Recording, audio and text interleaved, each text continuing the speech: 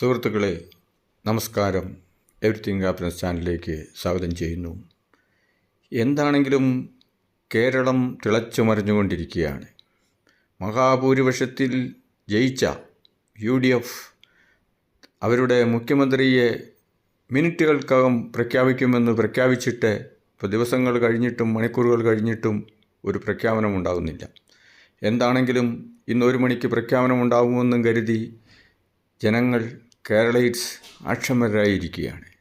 സുഹൃത്തുക്കളെ, ഈ KC വേണുഗോപാൽ തന്നെ ഒരു വാക്കുകൊണ്ട് പറഞ്ഞതാണ്, 15 മിനിറ്റിനുള്ളിൽ കേരളത്തിൽ മുഖ്യമന്ത്രി ഉണ്ടാവും. അതോടൊപ്പം തന്നെ മറ്റുള്ള നേതാക്കൾ പറഞ്ഞു 24 hours കേരളത്തിൽ മുഖ്യമന്ത്രി ഉണ്ടാവും. മുഖ്യമന്ത്രി എപ്പോഴെങ്കിലും ഉണ്ടാകട്ടെ, അത് വിഷയമല്ല. ഇത് ഈ പാർട്ടി മാത്രമല്ല, ദിവസങ്ങളോളം എടുത്ത് മറ്റുള്ള പാർട്ടികളും 50 ദിവസവും 20 ദിവസവും ഒക്കെ എടുത്ത് മുഖ്യമന്ത്രി ഉണ്ടായിട്ടുള്ള സംഗതി ഉണ്ടായിട്ടുണ്ട്. ഇപ്പം നമ്മുടെ കേരളത്തിൽ മുഖ്യമന്ത്രിയെ തിരഞ്ഞെടുക്കാൻ വേണ്ടി ഇത്ര ഒരു ചർച്ചകളും കോൺഫറൻസുകളും മീറ്റിങ്ങുകളും ഫ്ലൈറ്റുകളും ഒക്കെ നടക്കുന്നു.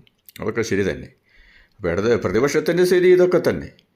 ഇവിടെ ഒരു കാര്യം മനസ്സിലാക്കേണ്ടത്, ഇവിടെ ഇപ്പോൾ UDF ഈ മഹാഭൂരിപക്ഷത്തിന് ജയിച്ച് ലോകത്തിന് തന്നെ ഒരു മാതൃകയായി കറപ്ഷനെതിരെ, ഗുണ്ടായിസത്തിനെതിരെ, നാർക്കോട്ടിക്സിനെതിരെ, ബ്യൂറോക്രാസിക്കെതിരെ, പൊളിറ്റിക്കൽ ഫ്രോഡ്നെസ്സിനെതിരെ ഒക്കെ പ്രവർത്തിച്ചിട്ട് സാമാന്യ ബുദ്ധിയുള്ള യങ് ജനറേഷനും സെക്യുലറായിട്ടുള്ള ആൾക്കാരും രാജ്യത്തിൻ്റെയും സംസ്ഥാനത്തിൻ്റെയും ലോകത്തിൻ്റെയും നന്മയ്ക്കും ആഗ്രഹിക്കുന്ന ന്യൂ ജെൻസി ആൾക്കാരാണ് ഈ വോട്ട് ചെയ്തിരിക്കുന്നത്. കോൺഗ്രസ് പാർട്ടി എന്നല്ല, എല്ലാ പാർട്ടികളും ബിസിനസ് മൈൻഡഡ് തന്നെയാണ്. ഇവരാരും പൂർണ്ണമായി സത്യവുമായിട്ടുള്ളത് ഒരു സ്ഥലത്തുമില്ല.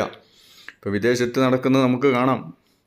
ട്രംപും പുടിനും ഷീയും സിംഗനും മറ്റേ എല്ലായിടത്തും സ്വാർത്ഥ താല്പര്യങ്ങളും അവനവനിസവും പാർട്ടിസവും ഒക്കെ ആയിട്ടാണ്.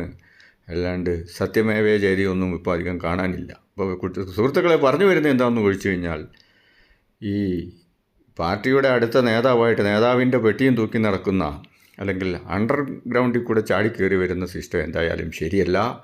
അങ്ങനെ വന്നു കഴിഞ്ഞാൽ അതുകൊണ്ടാണ് കോൺഗ്രസിനും മറ്റുള്ള കോൺഗ്രസും ഒക്കെ എല്ലാ കാലത്തും ഭരിക്കുമെന്ന് കരുതി അവർ ഭരിച്ചുകൊണ്ടിരുന്നത്. അത് കഴിഞ്ഞിപ്പോൾ കണ്ടു ഭരണം മാറിയത്. അതേപോലെ തന്നെ എല്ലാ കാലത്തും ഭരിക്കുമെന്ന് നമ്മുടെ LDF കണ്ടു.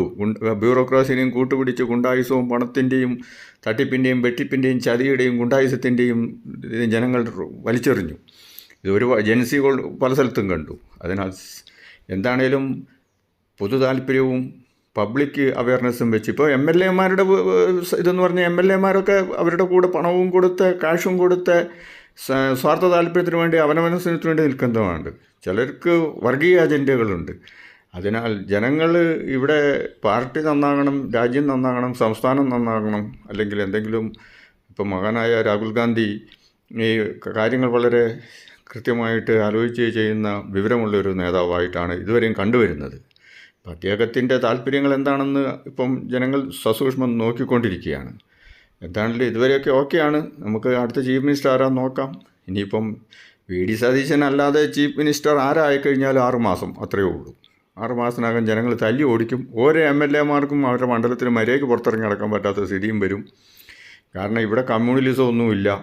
ഇവിടെ നൂറ്റാണ്ടുകൾ മുസ്ലിം രാജാക്കന്മാർ ഭരിച്ചപ്പോൾ അവരുടെ പ്രധാനമന്ത്രിയും ചീഫും എല്ലാം ഹിന്ദുക്കളായിരുന്നു. അതൊക്കെ ചുമ്മാ രാഷ്ട്രീയ പൊളിറ്റിക്കൽ ഇതിനു വേണ്ടി പറയുന്നതാണ്. കമ്മ്യൂണിസം തന്നെ കൊന്നൊടുക്കിയിരിക്കുന്നതിന് കയ്യും കണക്കുമില്ല. ചൈനയിലും റഷ്യയിലും ഈവൻ തന്നെ ഇപ്പോൾ നമ്മൾ ഇവിടെ കാണുന്നുണ്ട്. ഇന്നസെൻ്റ് ആയ ആൾക്കാരെ യുക്രൈനിലും റഷ്യൻ വാറും എല്ലാം കാണുന്നുണ്ട്. അമേരിക്കയിലെ ജനാധിപത്യത്തിലും കാണുന്നുണ്ട്. ഇതെല്ലാം കാണുന്നുണ്ട്. അത് കാരണം കോൺഗ്രസിൻ്റെ ഇത്രയും പ്രമുഖന്മാരായ നേതാക്കളുടെ ചിന്താഗതി രാജ്യത്ത് പുരോഗതിക്കോ പാർട്ടി പുരോഗതിക്കോ സ്വന്തം പുരോഗതിക്കാണോ അവനവനിസത്വത്തിനാണോ വെട്ടിപിടുത്തത്തിനാണോ എന്നൊക്കെ ഉള്ളത് നമുക്കിപ്പോൾ വ്യക്തമാകാം. ഫ്രോഡ് പാർട്ടിയാണോ ഇതൊക്കെ? ജൻസിയുടെ പ്രവർത്തനം മൂലം ഇപ്പോൾ തമിഴ്നാട്ടിൽ കണ്ടു വിജയ് എങ്ങനെയാണ് കാര്യങ്ങൾ കൈകാര്യം ചെയ്തത്. അതേപോലെ മോഡി എങ്ങനെയാണ് ഇപ്പം ഒരു വിധം ഇതിന്ന് ഗുജറാത്തിലും അതേപോലെ തന്നെ ബംഗാളിലും ചെയ്ത് അധികാരം പിടിച്ചെടുക്കുകയും നമ്മൾ കണ്ടു. നന്ദി, നമസ്കാരം സുഹൃത്തുക്കളെ. എന്തായാലും 1 മണിക്ക് അറിയാം.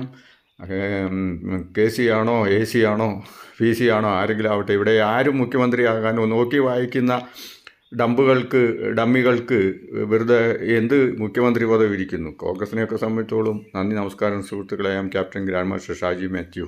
കേരളത്തിന് നല്ലൊരു മുഖ്യമന്ത്രിയെ കിട്ടട്ടെ. ലൈക്ക് ചെയ്യുക, ഷെയർ ചെയ്യുക, കമൻറ്റ് ചെയ്യുക. Thank you. ഔട്ട്.